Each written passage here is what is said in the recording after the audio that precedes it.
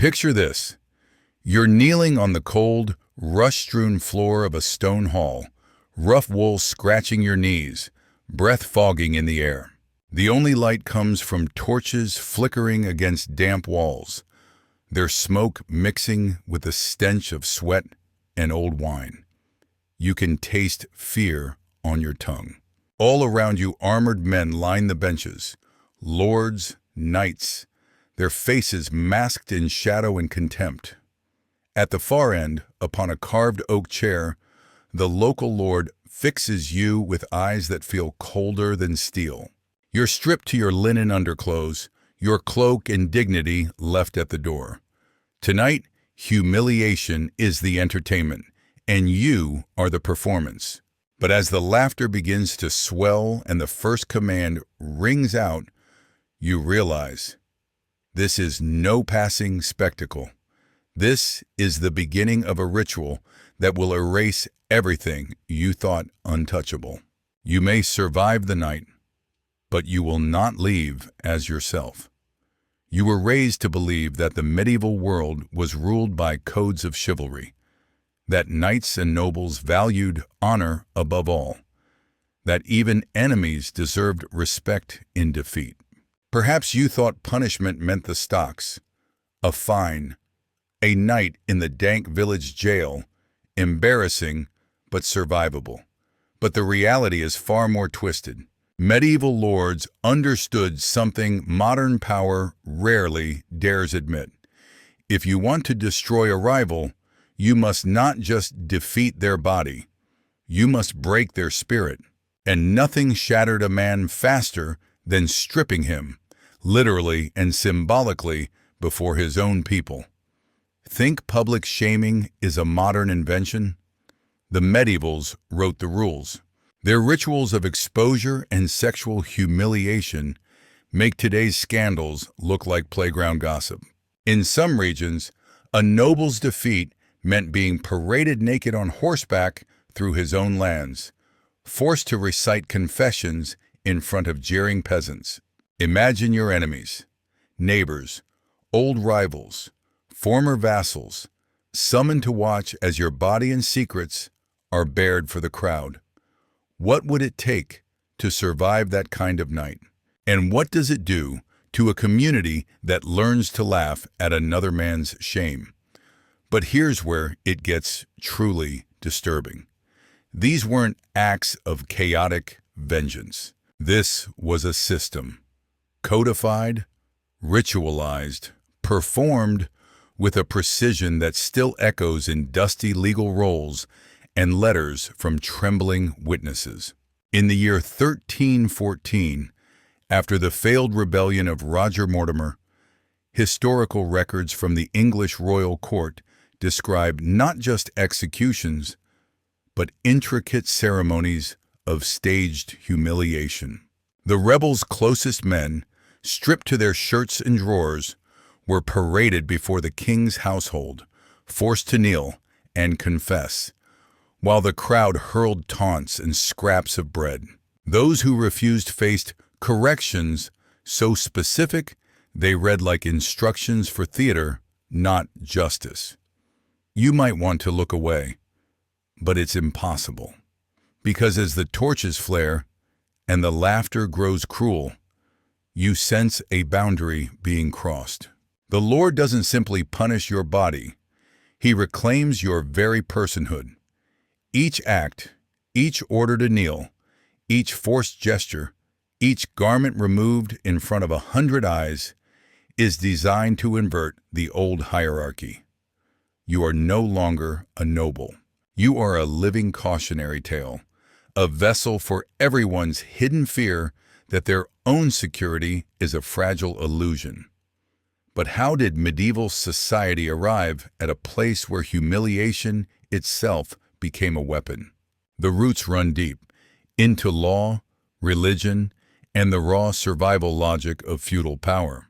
In the 12th and 13th centuries, chroniclers from France to the Holy Roman Empire record the use of public exposure rituals as punishment for treason, rebellion, and failure to pay homage. These were not impulsive acts, but carefully staged events, often attended by clergy and enforced by written statute. Imagine standing before a cathedral's west doors, stripped bare while the bishop reads out your crimes, then commands you to perform a penance so intimate it will be retold in whispers for years. What you don't know is that the humiliation rarely ended in the hall or at the cathedral steps. For those branded as traitors or outcasts, the shame would echo for generations. Their wives might be summoned to confess their complicity in public, their daughters forced into symbolic acts of submission before the Lord's household. The chronicler Jean Froissart, writing in the late 14th century, details the fate of a captured enemy knight whose family was made to watch as he was stripped, whipped, and then displayed. His humiliation used as proof of the Lord's power and the Cody family's defeat. Let all see how the mighty are unmade, Froissart wrote. The ritual was never about justice, it was about spectacle, about sending a message no one could ignore. But here's where the nightmare sharpens. The church, far from standing as a moral shield, often provided the rituals and language for these acts. Canon law, especially after the Fourth Lateran Council in 1215, prescribed public penance for sins of the flesh, exposure for adulterers, and the shaming of defeated enemies as a necessary step toward communal purity. The line between penance and punishment blurred until even the private sexual humiliation of prisoners could be justified as saving their souls. You might ask, where were the boundaries? The answer, in most cases, was simple. There were none. Can you feel the walls closing in? Because if you were in that hall, if you were the prisoner, the wife, the son, every breath, every glance, every snatch of mocking laughter would lodge itself in your memory forever. You would carry the humiliation long after the bruises faded, and the world you re-entered would never quite let you forget. This is just the surface. Tonight, you've seen the opening move, a single evening of ritual humiliation orchestrated by the hands of power. But as the doors close and you're left in the echoing darkness, you realize something even worse. For the broken, the shamed, the corrected, the night is only beginning. What happens behind closed doors, beyond the reach of witnesses, is something almost no one dares to write down. Yet in the secret archives and the fearful memories of survivors, the truth waits, darker and far more intimate than you could possibly imagine. You're on your knees still, eyes forced downward as the Lord Steward steps forward, a scrap of parchment in his hand. He reads aloud, voice echoing through the vaulted hall. Your name, your lineage, your supposed crimes. Each word strips away another layer of self, until you barely remember you were once a person with a place in this world. All around, the assembled crowd waits, the air thick with the scent of tallow and damp stone. Then, the ritual begins. At first, it almost seems bearable. You're commanded to rise, to walk barefoot across the rushes before the entire assembly. Your feet sting against grit and splinters. But that isn't the point. It's the eyes, hundreds of them, judging, hungry, delighted. You're made to recite a confession you didn't write, crafted by your enemies, laced with innuendo and shame. I who defied my true Lord now submit my body and soul to his mercy. But here's where it gets worse. You are ordered to strip off your linen shirt, left only in your underclothes. Laughter erupts as a servant brings a basin of cold water. You are forced to wash yourself slowly, under the gaze of every rival and vassal. This is no cleansing, it's a spectacle.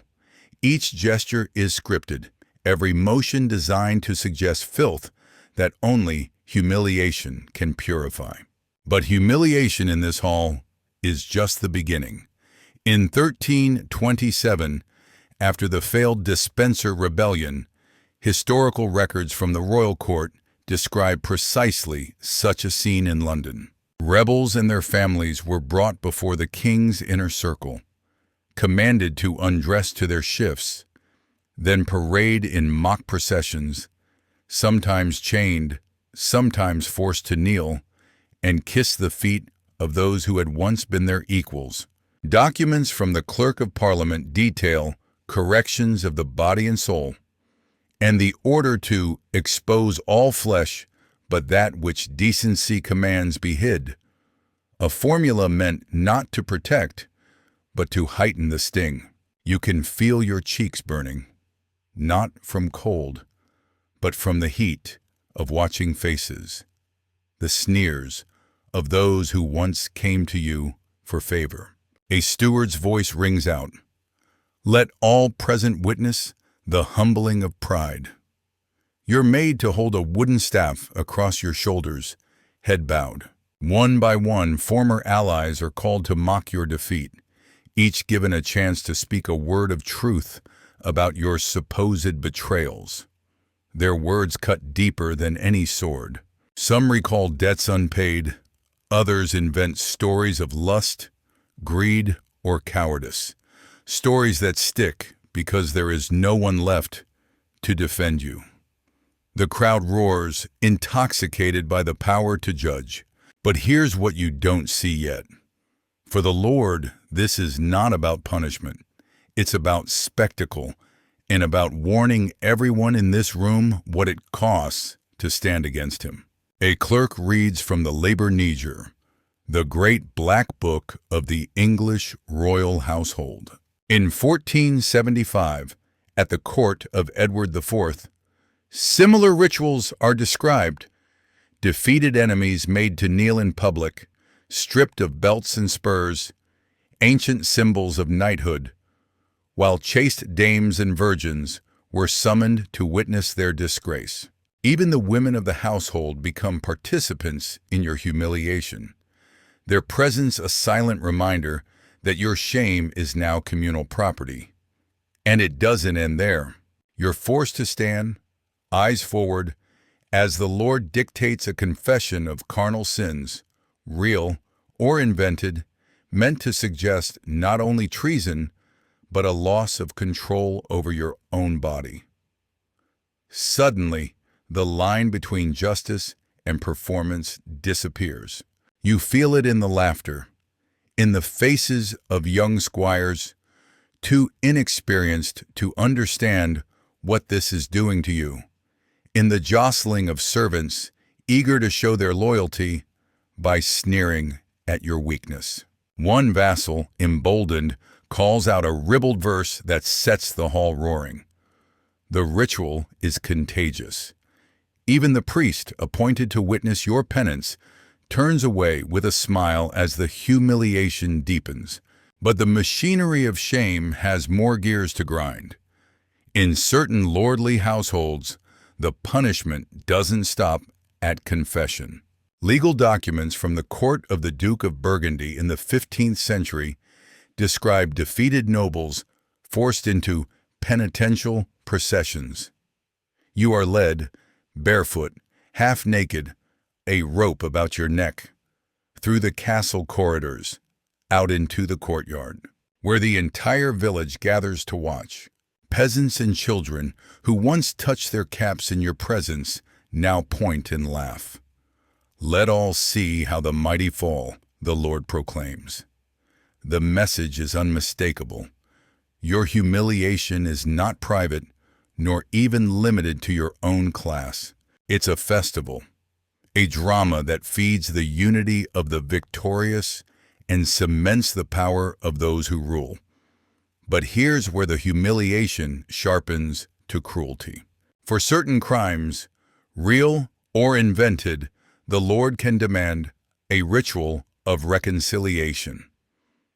In the year 1312, in the town of Avignon, records show the defeated party forced to crawl on hands and knees, kissing the Lord's ring, reciting confessions of sexual weakness or impurity. The Lord, towering above, plays both judge and audience. Even the act of begging for mercy becomes a display, a final stripping of self. When you rise, the world has changed. You are no longer yourself. You are a story that will be told and retold, a warning and a joke all in one. It would be easier to imagine this is as far as it goes. But you're not done yet, because as you're paraded past the hall, villagers and household staff lean in for a closer look, some jeering, some merely curious, all knowing that your story is no longer your own. And here's the chilling truth. The Lord's household keeps records of every humiliation, every confession, every tear and stumble. These are not just punishments. They're precedents, reminders, pieces of theater to be repeated when the next rebel must be broken. Right now, you feel the weight of centuries of ritualized shame pressing down on your shoulders. This discomfort you're experiencing, the prickle of sweat, the hollow ache where your pride used to be, the terror that you'll never escape the story they've written for you, is the recognition of a truth that most people will never face. If you want to keep uncovering these realities that history tried to bury, hit subscribe now and join the only community that dares to see the past as it truly was. Because the story isn't over, and the next revelation will make everything you've seen so far seem almost merciful. Because after the parade ends, after the torches are snuffed and the laughter fades, the true machinery of humiliation is just beginning to turn.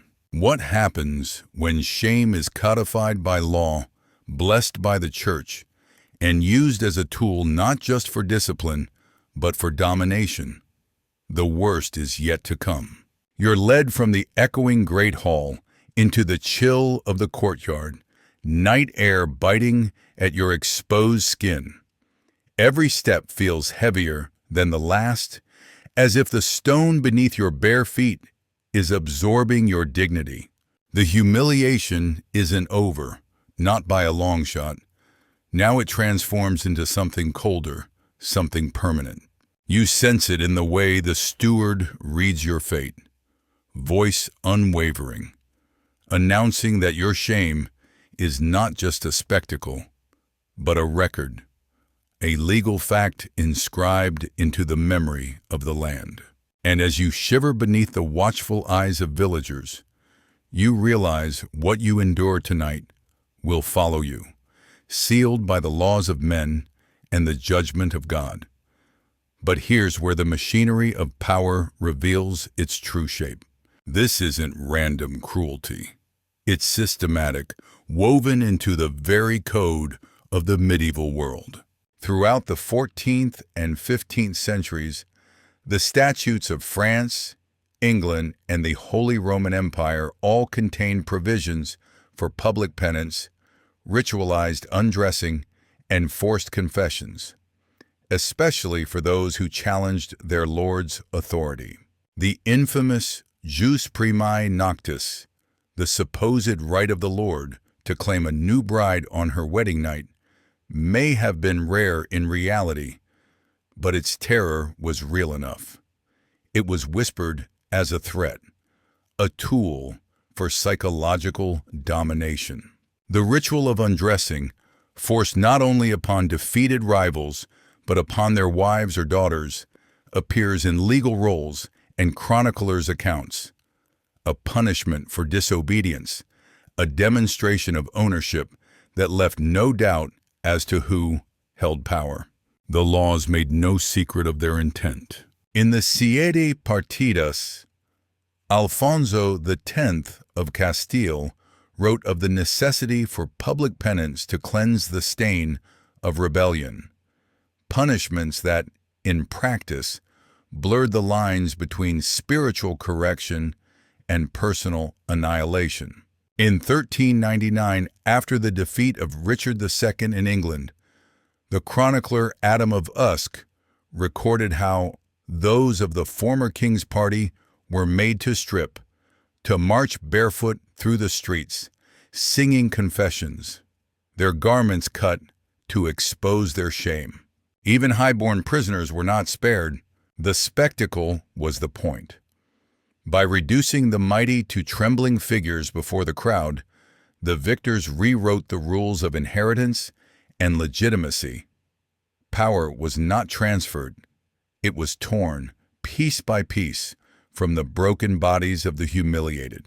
But the most disturbing element is how this system infected every level of society.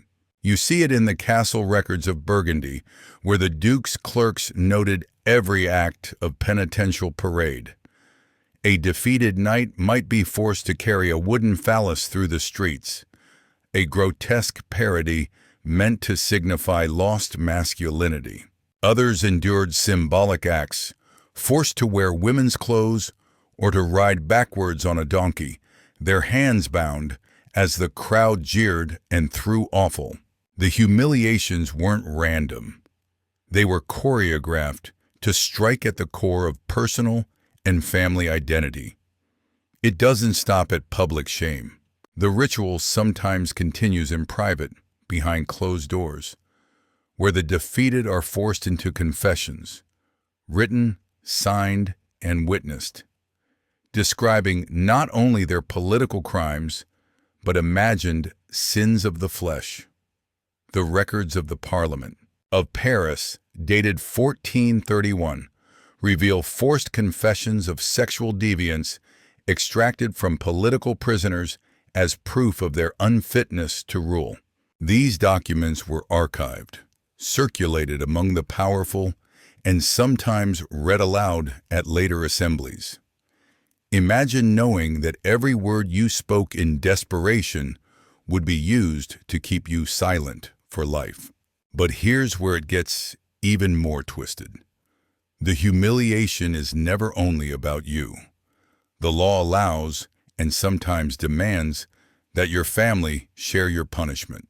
Chronicle after chronicle records the moment when the defeated lord's wife or daughter is summoned, stripped of her fine clothing, made to kneel in the dust beside you.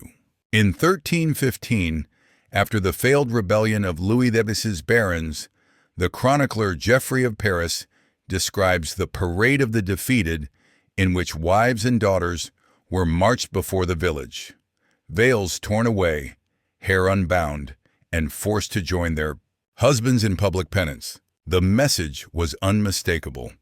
Resistance brings not only defeat, but generations of disgrace. But the system isn't satisfied until the mind is broken as surely as the body.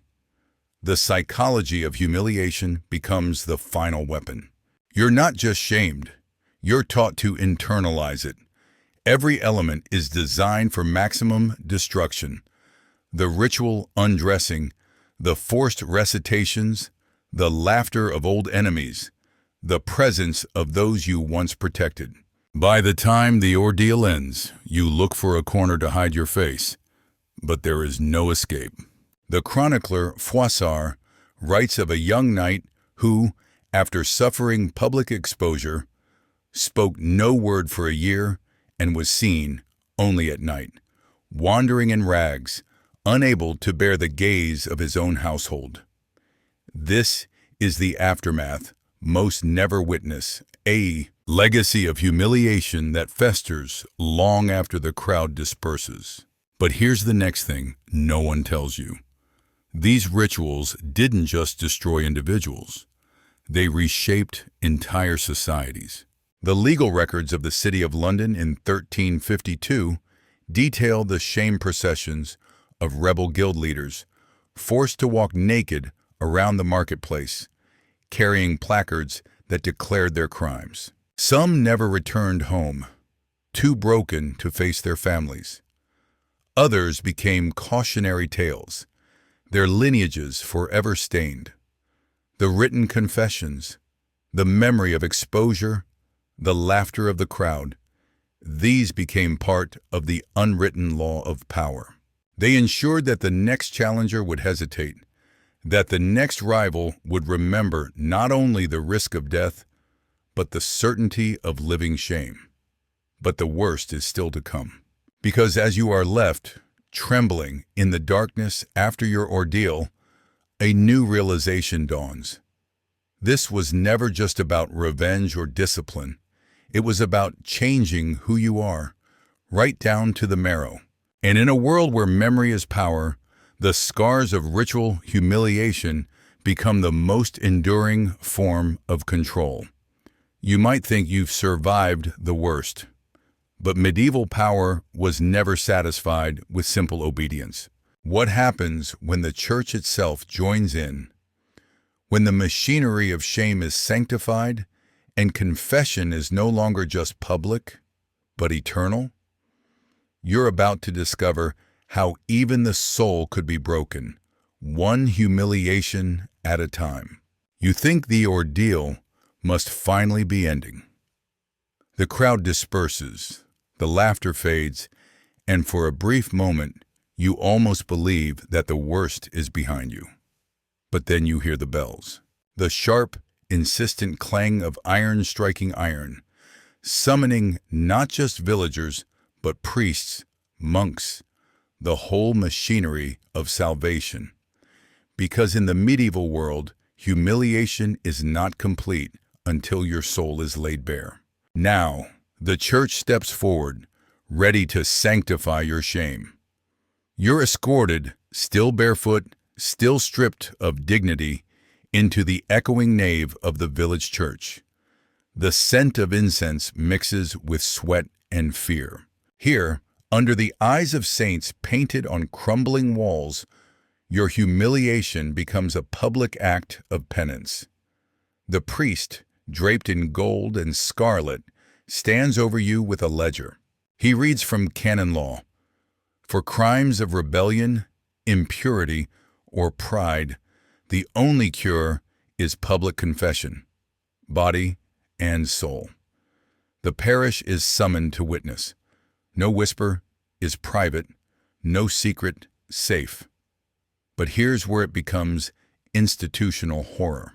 Inquisitors across Europe kept meticulous records of sexual penance, rituals designed to expose not just your deeds, but your desires. In 1232, in the Diocese of Toulouse, Bishop Foulques ordered the defeated Cathar nobles to stand naked before the altar, confessing sins of the flesh before the whole congregation. "Let shame teach humility," the bishop declared, as parishioners gawked and gossiped. In the records of the Fourth Lateran Council, there are pages describing public exposure for adulterers and rebels, forced naked processions, whippings in the churchyard, confessions so detailed they became a kind of public script, performed again and again. Now you kneel, trembling, as the priest recites the litany of your failings. He demands a confession not only of treason, but of imagined lust, weakness, unnatural desire. Each word is a nail in your coffin. You are made to repeat it all, with your family kneeling beside you, faces burning. The villagers murmur, children stare, and the priest, supposed guardian of mercy, asks questions so personal, so shaming, that you wish the earth would swallow you. The records of Abbot Odo of Cluny in 1104 describe the same. Penance must match the sin. Shame must fit the pride. For many, these moments marked the death of hope. But here's what most people never see. For the community, These rituals are entertainment. Chronicles from the 14th century Flanders tell of penitential parades turned into festivals, drunken crowds, musicians, food stalls, and jeering laughter echoing through the churchyard. Children are brought forward to witness the shaming, their lessons written in the humiliation of others. Songs are sung, verses composed, mocking the defeated, immortalizing the shame. The story of your fall will outlive you, repeated in song and rumor until your very name means only disgrace. Yet, this normalization is more corrosive than any single punishment. When the whole village laughs, when the priest nods approval, humiliation becomes law. In Lübeck, 1420, civic records describe public processions for women of bad repute and disgraced soldiers, forced to wear straw crowns and walk with heads bowed while onlookers threw rotten fruit. The chronicler remarks, "Thus is order kept and pride broken." By institutionalizing shame, society teaches everyone, peasants, children, even the next generation of lords, that dignity is a privilege, not a right. But here's where the horror deepens. The stories don't die in the moment. They live on, twisting through generations. In the letters of Lady Isabel of Angoulême, she writes of her father's disgrace. Though the bruises faded, the songs did not. My brothers grew up in shadow, and my mother never again walked with her head high. Across the Channel, in the English shires, the court rolls of 1372 detail the punishment of a rebel's family. Wives stripped to shifts, daughters displayed in the marketplace, each forced to recite verses of contrition before the crowd. These were not isolated excesses. They were the expected order of things. Survivors sometimes left their own testimonies. In a parchment found in the ruins of a priory, a scribe writes, "I was made to undress in the winter wind, confess sins I did not commit, and bow before the priest while my neighbors watched. I no longer remember the warmth of my own home." These confessions are rare, preserved only because someone, somewhere, thought to keep the memory alive. More often, the records come from chroniclers and officials, those who benefited from the spectacle, not those who suffered it. But here's where the system tightens its grip.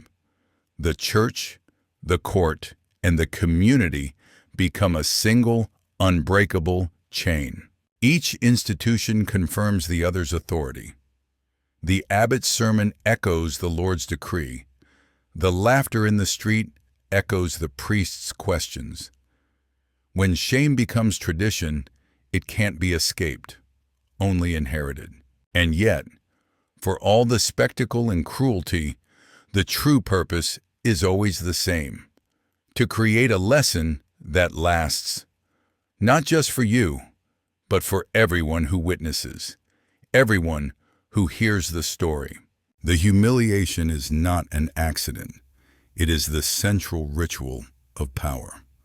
To see it, to endure it, is to learn your place. But this world of ritualized shame is not satisfied until every last echo of defiance has been silenced. What happens when the spectacle reaches its peak? When the shaming parade turns deadly? When a family's honor is destroyed for good?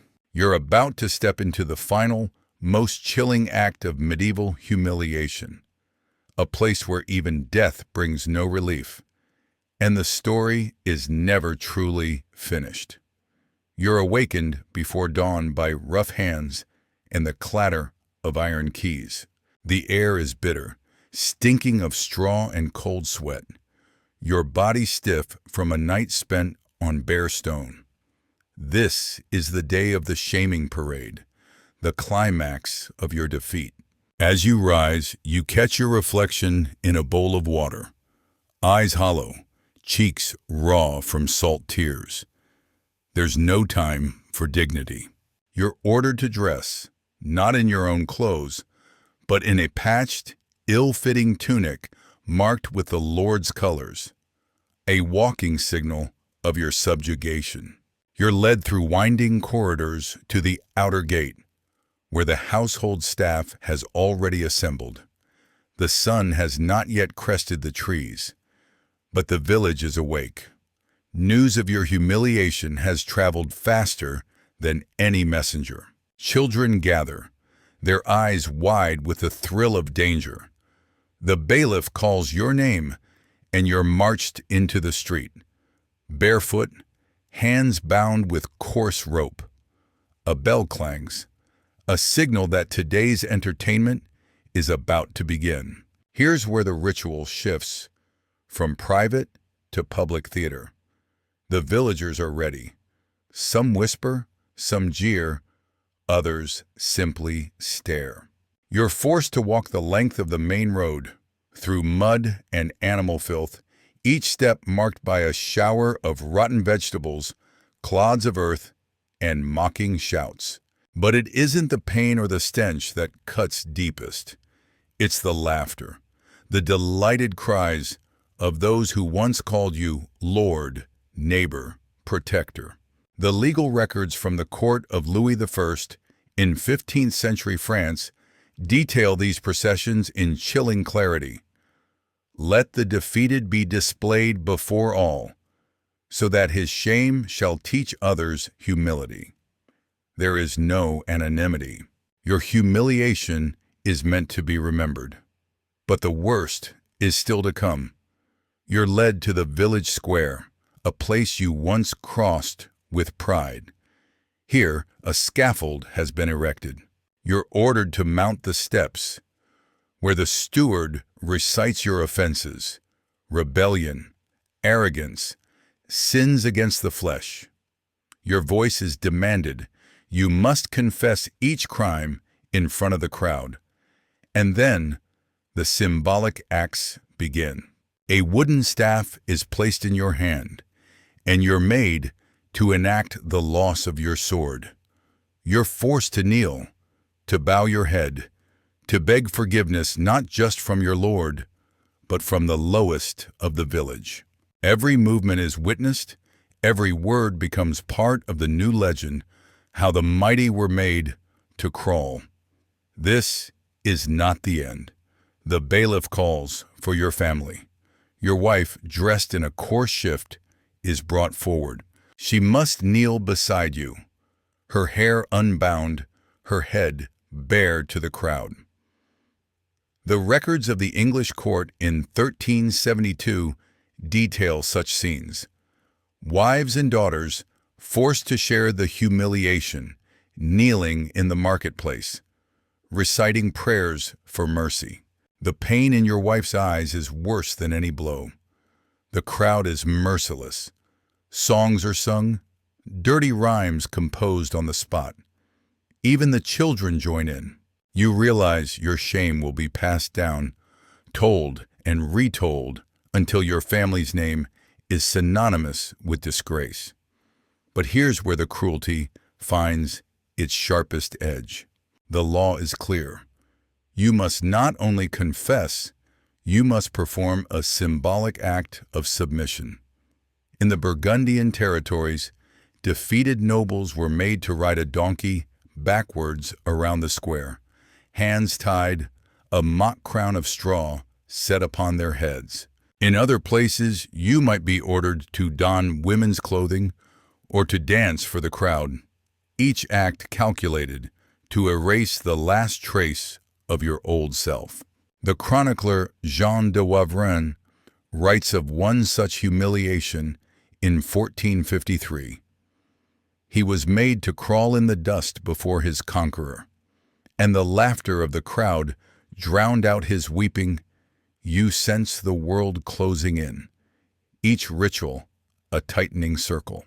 The purpose is not only to break you, but to reshape the memory of your power, so that even your enemy's children will remember only your disgrace.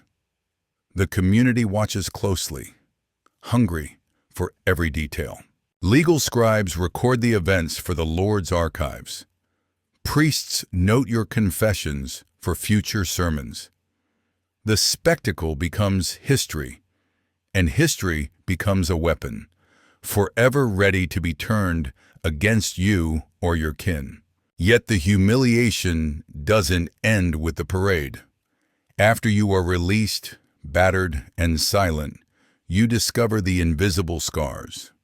Your house stands empty, your servants have fled. Those who remain avoid your eyes. The power you once wielded has vanished, replaced by a new, unbreakable law, the law of public memory. For years, sometimes generations, your name will be a lesson. Inheritance is poisoned. Alliances crumble. Even your children's marriages shadowed by the echo of your shame. But here's where the terror deepens. The normalization of these rituals changes the very foundations of power. The chronicler Froissart records that even high-born men, kings in exile, were forced into displays of public penance, sometimes before the gates of rival cities, sometimes in front of their own betrayed vassals. The lesson is always the same. The only thing more enduring than power is the memory of humiliation. And in the medieval world, that memory is written in law, in song, and in the silence of those who dare not remember aloud. You might imagine that death would bring release, that the grave would bury the story with the bones. But the medieval world has one more lesson to teach. What happens when shame outlives the body? When the rituals of exposure follow you into death itself, ensuring your name is never spoken without a shudder. In the final act, even the comfort of oblivion is denied. You're about to witness how the machinery of humiliation writes its last, most unbreakable law, one that can never be undone. You think there can be nothing left to take. You have been stripped, marched, mocked, and made to perform your own undoing beneath the cold, clear gaze of your community. But the machinery of humiliation has a final, hidden chamber, a place where the stain becomes permanent, where even death is no escape.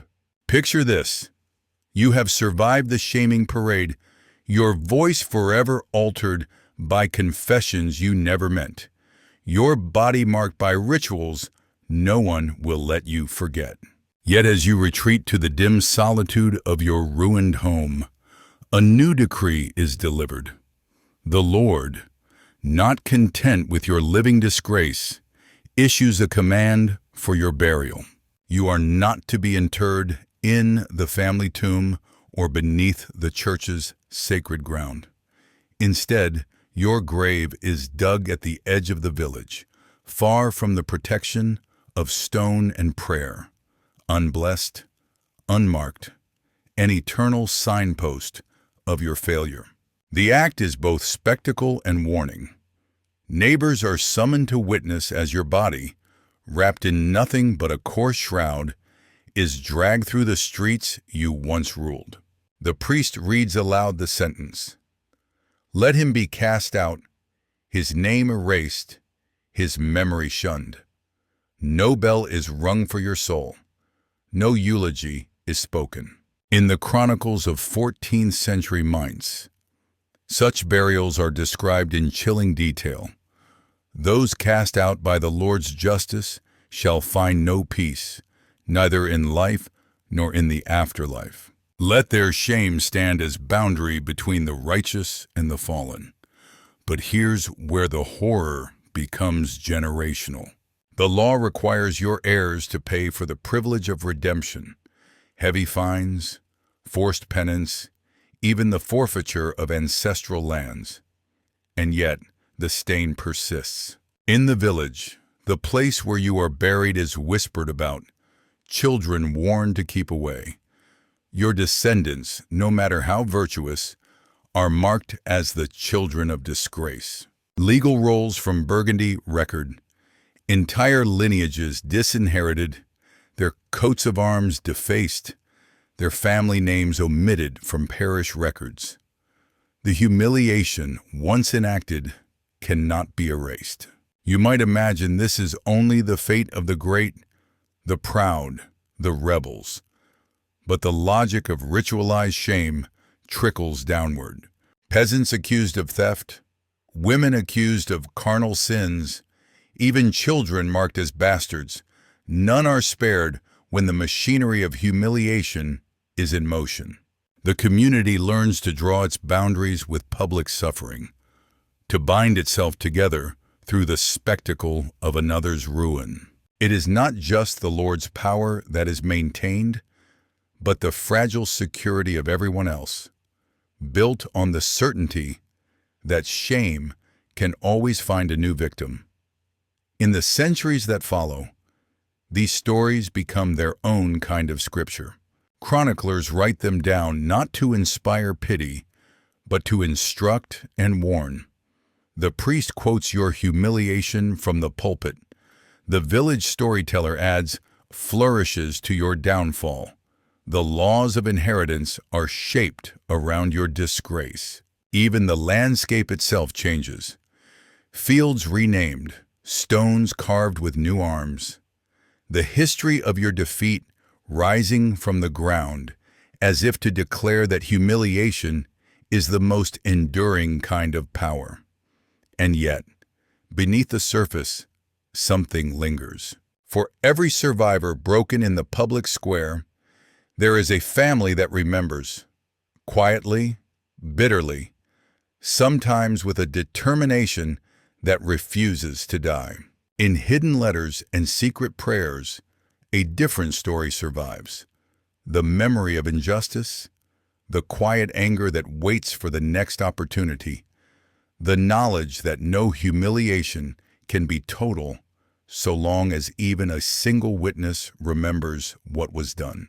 You came into this world believing that defeat meant death or exile.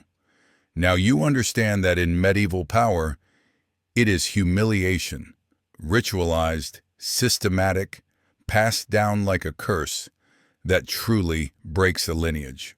But you have also seen the limits of power. In the final reckoning, memory is never entirely controlled. The stories the victors write cannot silence every whisper nor bind every conscience. Even the grave cannot fully bury the truth. Now that you've witnessed how medieval lords used sexual humiliation to destroy enemies, how shame became law, tradition, and legacy, you have seen what history tried to hide. If this journey has awakened your appetite for truth, subscribe now for access to revelations that textbooks dare not tell. The more you know about the systems that shaped our world, the more you see behind the illusions of power, and the more prepared you are to recognize the machinery of humiliation wherever it appears. The past is never gone. Its shadows linger in every law, every custom, every story you're told. You've walked through the hall of shame. You've seen how power writes itself on the bodies of the defeated. You carry that knowledge now, a shield and a warning. Where will you stand when the next ritual begins?